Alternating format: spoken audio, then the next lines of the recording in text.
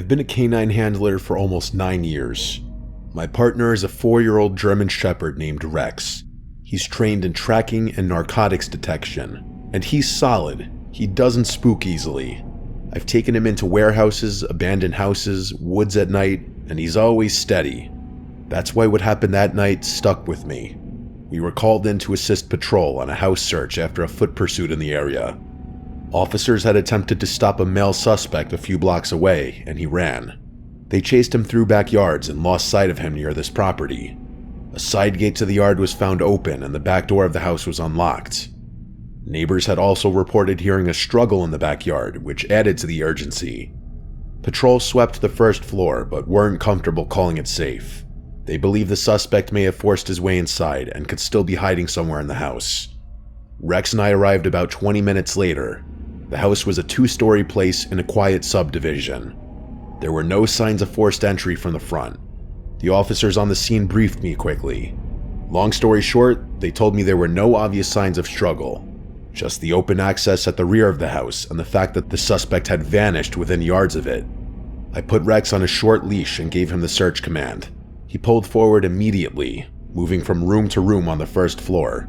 The living room was clear, kitchen was clear, and laundry room was clear, so we moved upstairs. Up there was a narrow hallway with 3 bedrooms and a bathroom. There was no fresh air up there and no draft. All the windows seemed to be closed.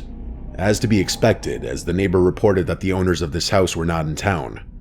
Rex and I went into the first bedroom, then the second bedroom. Then he pulled toward the bathroom at the end of the hall. I examined the little bathroom, and overall it seemed clean. Nothing was out of place in any of the rooms. Rex sniffed around the room, the edge of the vanity, the floor, then he froze. His ears went forward, and his body stiffened up. He started growling, looking outside the bathroom door. His growls then turned to barks. He was staring out into the hallway, growling and barking at something out there. I stepped backwards out of the bathroom with him. "What is it?" I said quietly. Rex was locked onto something down the hallway. At the very end, near the last bedroom door, I saw what he was barking at. This figure standing there. This tall, dark, completely still figure, and it didn't look like any of the officers downstairs. They also would have in some way announced their presence to me. I identified myself as police, and that there was a canine with me. But there was no response to this. Then I just flat out asked, "Who is that?" Still no response. Rex was pulling in the opposite direction, something I'd never seen him do before. He didn't want to go down the hall. Then the figure turned and walked into the bedroom at the end of the hall. I knew every officer on scene. I knew where they were positioned. None of them were upstairs with me. Rex planted his feet when I tried to move forward. He pulled backwards hard. He did not want to go down that hallway. I drew my weapon and said over the radio that I have possibly located the suspect at the end bedroom. Start making your way up. I pulled Rex forward, and he resisted the entire way. He kept looking at me like he didn't understand why I was making him go. When we reached the bedroom doorway, he refused to cross with me. I stepped into the room first with my gun raised, but it was empty. Like completely empty. Just a bed against the wall and a dresser across from it. I waited for the others to get up there before fully entering the room. And when we finally entered, there was no one standing in there or hiding under the bed. The window was closed and even the closet was empty. There was no kind of attic hatch or crawl space door. Rex stayed in the hallway. He wouldn't step foot into the room. I expected the others to doubt me, but they saw Rex and the way he was acting. One of them tried coaxing him into the room. He refused. We searched every inch of that bedroom. We checked the walls for false panels, we checked the bathroom again, we checked the other bedroom. There was not a single trapdoor anywhere. If it weren't for Rex, I feel like I'd have gone crazy. After about 20 minutes, I told the others I had to take Rex out of there. But before we left, he kept glancing back down the hall at that bedroom. As soon as we stepped outside into the night air, he relaxed slightly. When he was in his crate, he curled up immediately, but he didn't look at me the way he usually does after a search. Patrol wrapped up not long after. I've replayed that moment 1,000 times in my head. I think I believe it was a real person, the suspect even, but I don't know how they escaped that room, or why Rex behaved that way. Maybe more suspicious people than me will say what Rex and I saw was a ghost. Rex has never reacted like that before or since, He's tracked armed suspects without hesitation and entered a lot more stressful environments than that house. But that room, he wouldn't step inside. I trust that dog more than I trust my own instincts. Just about everyone in my department has at least one unexplainable night call, and this one was mine.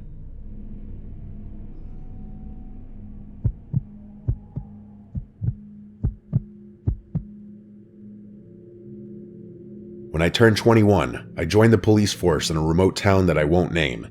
The department needed new officers, and I was a young father who needed money, so the timing was perfect. Because I was a rookie, they assigned me to the night shift. It ran from 6 at night to 6 in the morning. The guys at the station sometimes teased me about my hours, saying that I always worked the crummiest shifts. I actually didn't mind them. I've always been a night owl. Besides busting people for speeding and pulling over the occasional drunk driver, I spend most nights sitting back listening to podcasts. In a weird way, it was kind of relaxing. After a year in the department, something happened one night that changed everything. A severe thunderstorm rolled into town and caused major power outages. Torrential downpour flooded most of the major roads.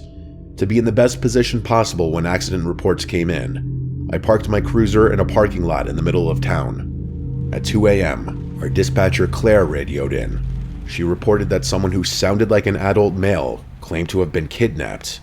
They told her they were held captive inside someone's home. Then the call ended.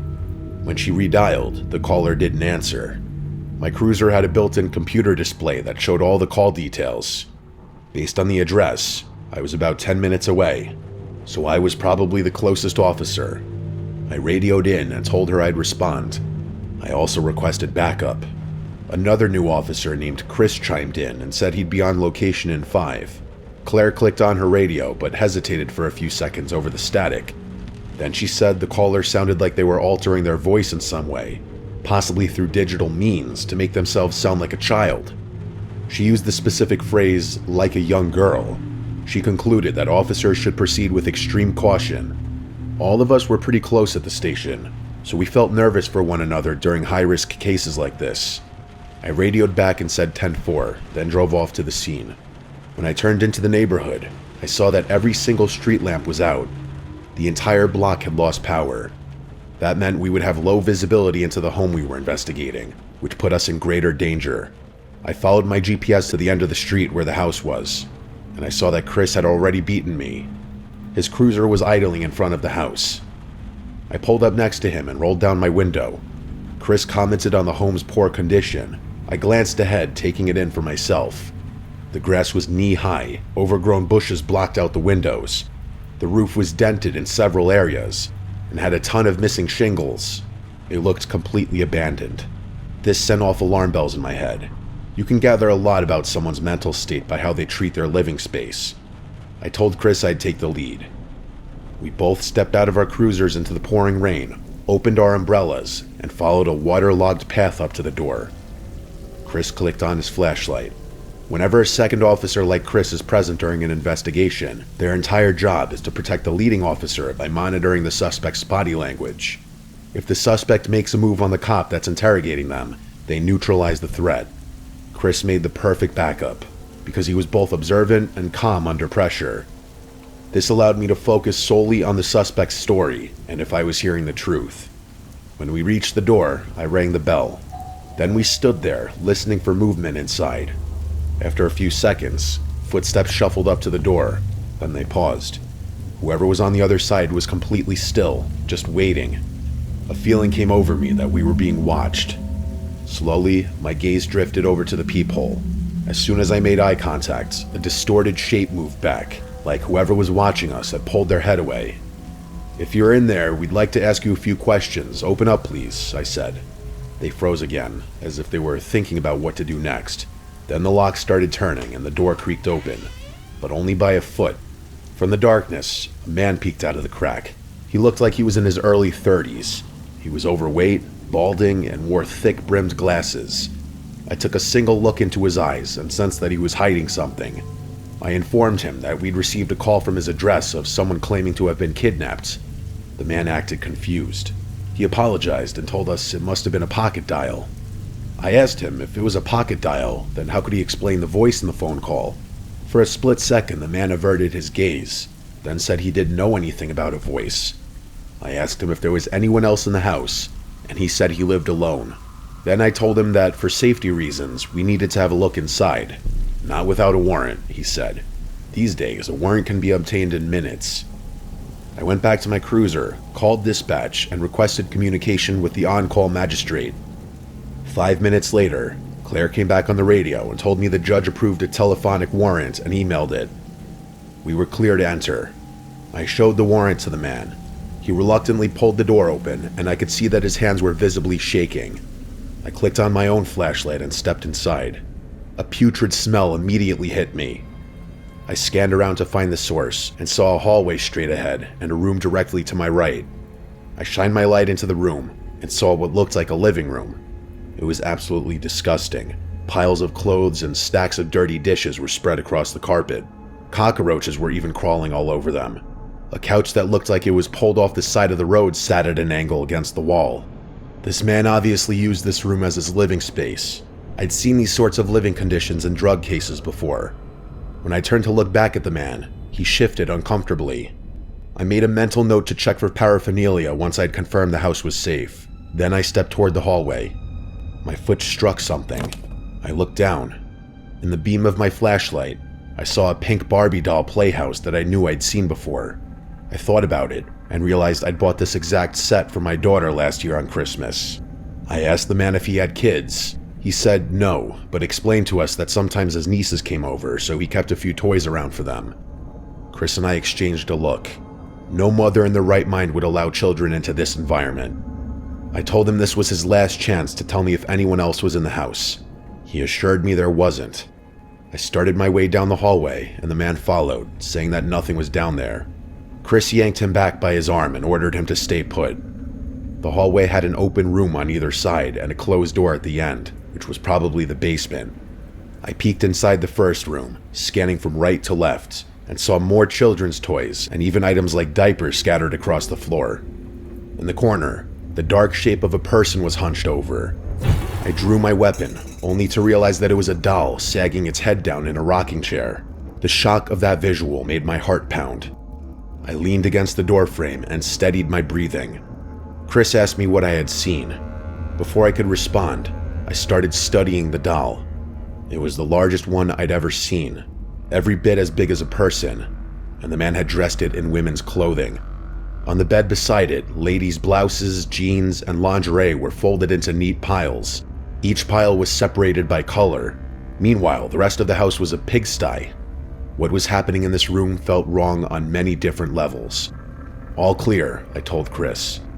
I moved further down the hall and glanced into the second bedroom. This one was empty. I reached the final door at the end of the hall when from behind me, the man called and asked if I'd like to see the upstairs instead. I told him yes, but first I was going to see the basement. The man said again that there was nothing down there, and I heard Chris tell the man to stay still, which meant he was probably trying to follow me down the hall. The closer I moved into this part of the house, the more agitated he became. I reached for the handle, twisted the knob, and pushed the door open. It squealed on its own hinges. A set of wooden steps descended into a pitch-black room. I shined my light down. I could only see the area that surrounded the landing. It looked equally as messy as the upstairs. From deep inside the room, in an area I couldn't see, something rattled. I told Chris that I heard movement. The man responded instead, apologizing to me and Chris over and over. Even though it was the last thing I wanted to do, I had no choice.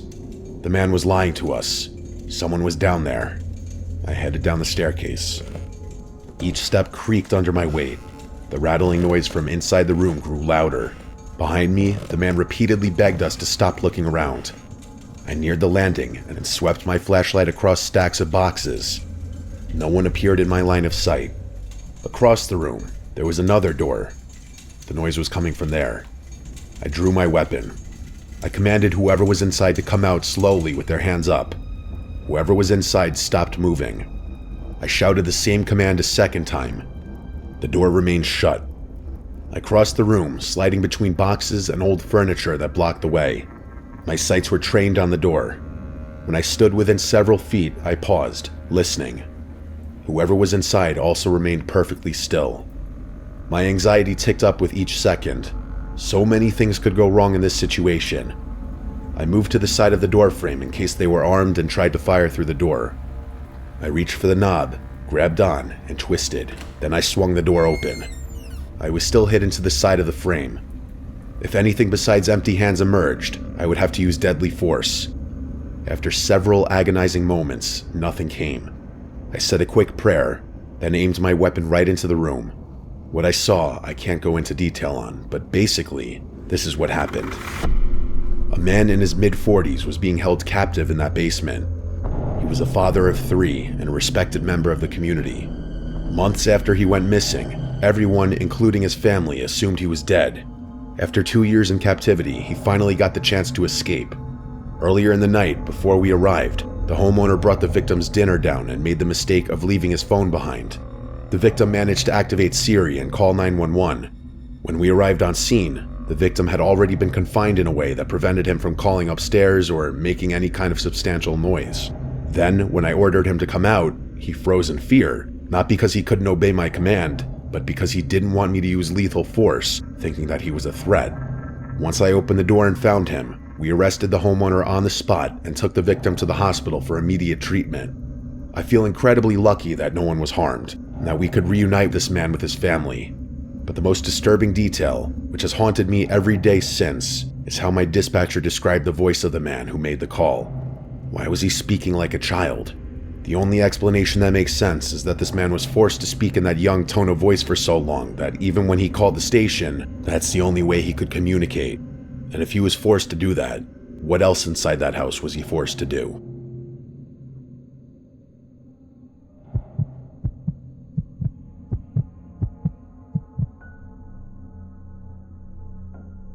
I've been a patrol officer for a little over 8 years now. I've worked nights for most of that time. You see a lot on midnights. For example, I've lost count at how many domestic fights, drunk drivers, break-ins, and overdoses I've had to deal with. After a while, most calls start to blend together.